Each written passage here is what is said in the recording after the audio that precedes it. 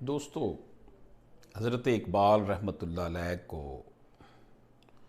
مسلمانان بر صغیر پاک و ہند، مسلمانان جنوبی ایشیا اور بلکہ پوری دنیا کے مسلمانوں کی زوال و انحطاط کا بڑی شدت سے احساس تھا، اور اس حوالے سے آپ کی شاعری میں جا بجا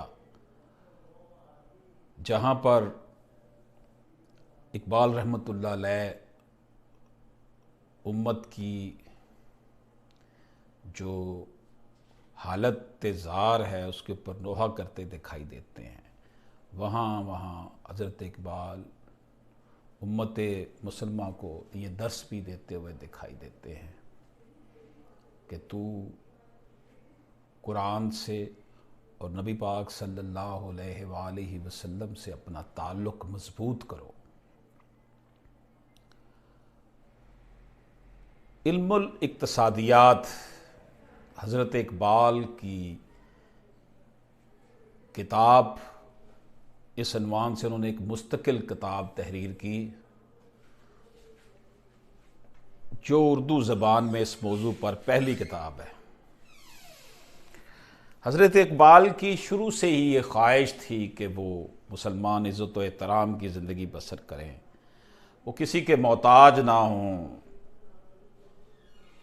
جب کوئی شخص کسی کے آگے ہاتھ دراز کر دیتا ہے تو وہ پھر شخص کمزور پڑ جاتا ہے، اس کی خودی جو ہے وہ زمین بوس ہو جاتی ہے۔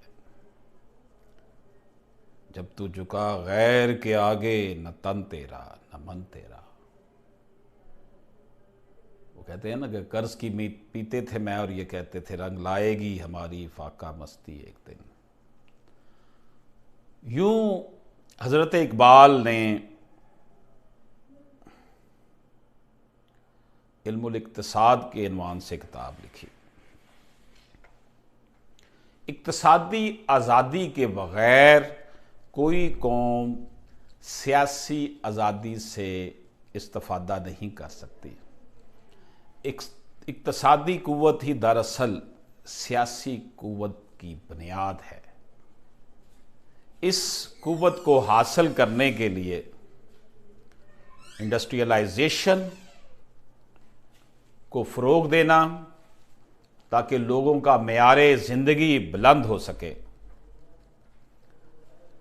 حضرت اقبال انڈسٹریل ریولوشن کی اہمیت کے حوالے سے کہتے ہیں، جاپانی قوم آج دنیا کی سب سے مہذب اقوام میں شمار ہوتی ہے، اور محققین مغرب اس کی رفتار ترقی کو دیکھ کر حیران ہو رہے ہیں۔ جاپان نے رموز حیات کو سب سے زیادہ سمجھا ہے، اس واسطے یہ ملک دنوی اعتبار سے یعنی دنیاوی اعتبار سے ہمارے لیے سب سے اچھا نمونہ ہے۔ کسی بھی قوم کے اقتصادی استحکام کا دوسرا ذریعہ زراعت ہے، ایگریکلچر۔ انڈسٹریل کے بعد ایگریکلچر، تاکہ گندم اپنی اگائیں، اناج اپنا اگائیں۔ اس سے جہاں آپ کی پاپولیشن کا بہت بڑا حصہ جو ہے امپلائڈ ہوتا ہے، وہاں آپ کو کھانے پینے اناج کے لیے باہر سے امپورٹ نہیں کرنا پڑتا۔ جب آپ امپورٹ نہیں کرتے تو آپ کا پھر جو ہے فارن ریزرو جو ہے وہ کنٹرول میں رہتے ہیں، سٹیبل رہتے ہیں۔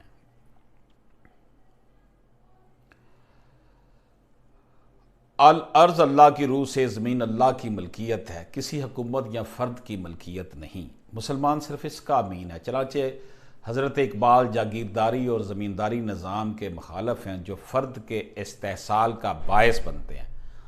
کاشتکار زمین کو بطور امانت اپنے پاس رکھ سکتا ہے جب تک وہ کاشت کرتا ہے یا بغیر استحصال کاشت کراتا ہے۔ حضرت اقبال نے فرمایا، وہ خدایا یہ زمین تیری نہیں، تیری نہیں، تیرے آبا کی نہیں، تیری نہیں، میری نہیں۔ انڈسٹری، ایگریکلچر، اور اس کے بعد حضرت اقبال فرماتے ہیں کہ تیسرا بڑا ذریعہ منرل ریسورسز ہیں۔ بڑی طاقتیں کمزور قوموں کو ایسے وسائل پر عموماً قبضہ کرنے کی کوشش کرتی ہیں، ان پر تسلط کرنے سے گریز نہیں کرتی۔ اس بارے میں حضرت اقبال نے نصیحت یہ کی کہ ان طاقتوں کو وسائل حیات سے دور رکھا جائے۔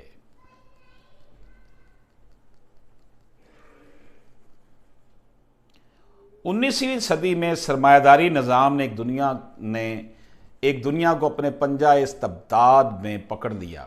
20ویں صدی کے آغاز میں اس نظام کے خلاف اشتراکی نظام معرض وجود میں آیا۔ اگرچہ بظاہر یہ دونوں اقتصادی نظام ایک دوسرے سے مختلف تھے، لیکن اصل میں دونوں ایک ہی تھے۔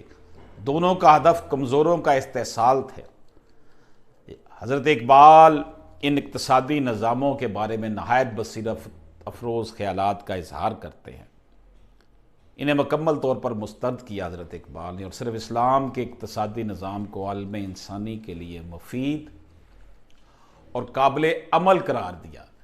سرمایہ داری کی قوت جب حد اعتدال سے تجاوز کر جائے تو دنیا کے لیے ایک قسم کی لعنت ہے، لیکن دنیا کو اس کے مضر اثرات سے نجات دلانے کا طریقہ یہ نہیں کہ معاشی نظام سے اس قوت کو خارج کر دیا جائے، جیسا کہ پولشویک تجویز کرتے ہیں کہ قرآن کریم نے اس قوت کو مناسب حدود کے اندر رکھنے کے لیے قانون میراث اور زکوٰۃ کا نظام تجویز کر رکھا ہے، یعنی کہ زکوٰۃ کو as a instrument of fiscal policy اور فطرت انسانی کو ملحوظ رکھتے ہوئے یہی طریقہ قابل عمل بھی ہے۔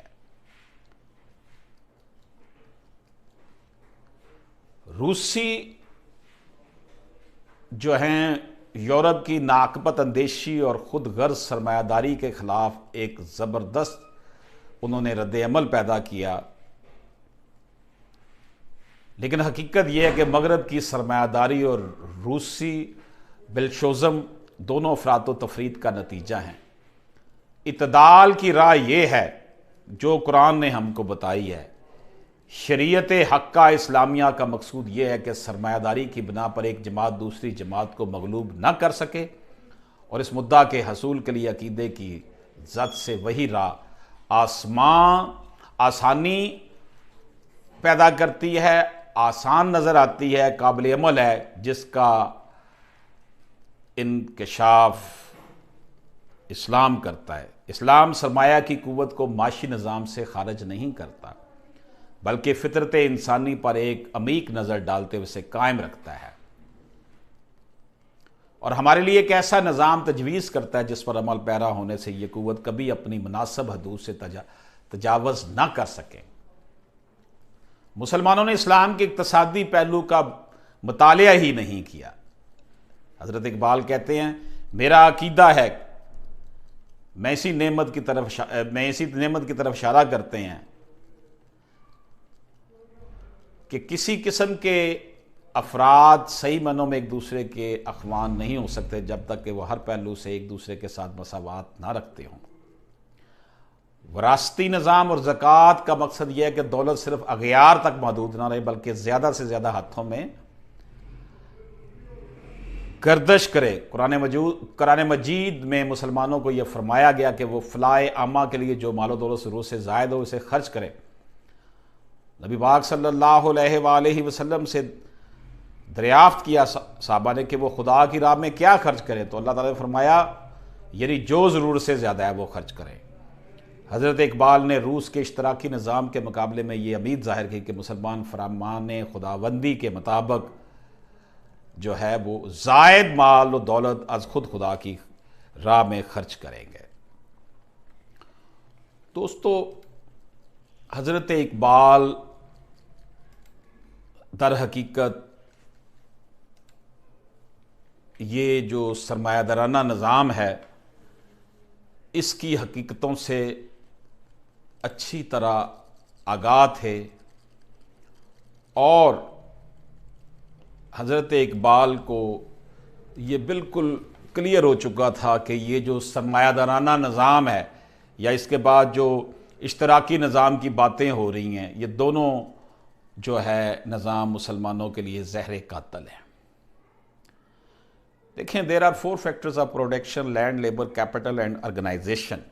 لینڈ زمین، نیچرل ریسورسز، زمین کے ساتھ آپ کی جو ہوا ہے، جو دھوپ ہے.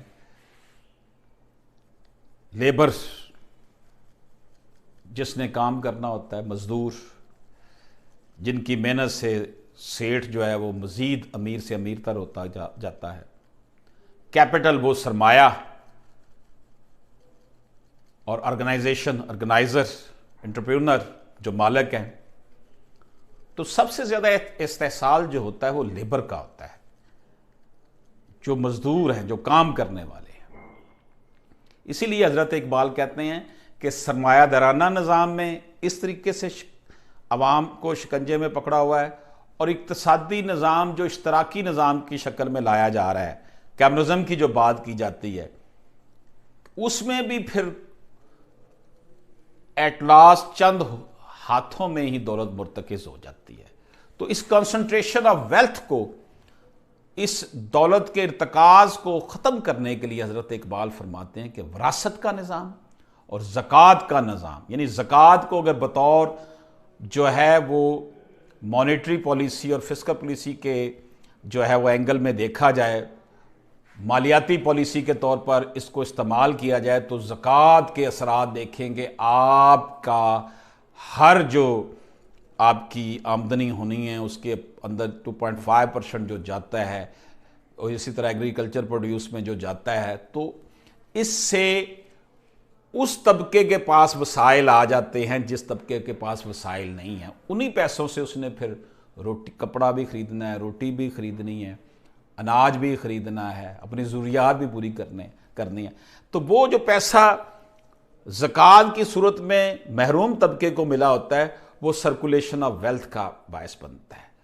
اس سے ارتکاز دولت میں بھی کمی ہوتی ہے، اور اس کے ساتھ سرکولیشن آف منی ہوتی ہے کہ اسی پیسے سے وہ جوتے خریدتے ہیں، تو وہ جوتا خریدنے والا جو خریدتے ہیں اس کے پیسوں کا پھر جو فلو ہے وہ پروڈکشن میں چلتا ہے، اسی سے منافع بھی ہوتا ہے، اسی سے لیبر کو مزدوری بھی ملتی ہے. یعنی کہ چاروں عاملین پیدائش جو ہیں ان تک اس کا ریٹرن پہنچتا ہے.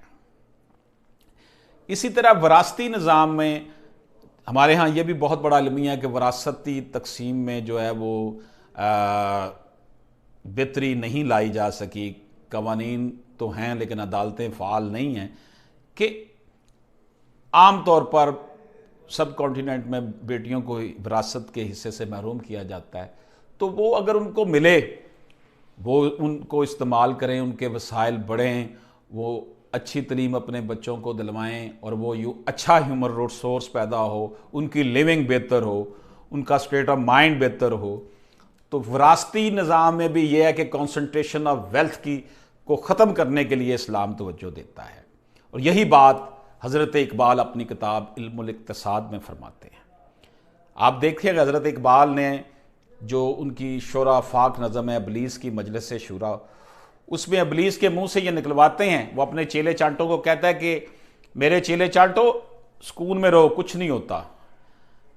جمہوریت ہے، یہ سرمایہ داری نظام ہے، یا کمیونزم بھی آ جاتا ہے تو ہمیں کوئی فرق نہیں پڑتا. ہاں، اگر یہ سوئی ہوئی غفلت میں پڑی ہوئی قوم مسلمان جاگ گئے اور انہوں نے قرآن کے ساتھ اپنا ناطہ جوڑ لیا اور وہ اٹھ کھڑے ہوئے، تو پھر ابلیس کہتا ہے کہ ہمارا بیڑا غرق ہو جائے گا. تو اس لیے کمیونزم، کیپٹلزم، سوشلزم جو کچھ بھی ہے، یہ اللہ کے نظام، اسلامی نظام معیشت کے سامنے ہیج ہے. ارتکاز دولت کے حوالے سے یا ذاتی ملکیت کے حوالے سے جو کانسیپٹ ہے اس کی اسلام نفی کرتا ہے، اور اس کے لیے صدقہ، خیرات، زکوٰۃ کا نظام، وراثتی نظام بہت بڑے ٹول ہیں، اکنامک ٹول ہیں، جن کو استعمال کر کے ہم اپنی معیشت کو، اپنے لوگوں کی لیونگ کو بہتر بنا سکتے ہیں. ڈیفینیٹلی اس حوالے سے حکومتوں کا کردار ہوتا ہے.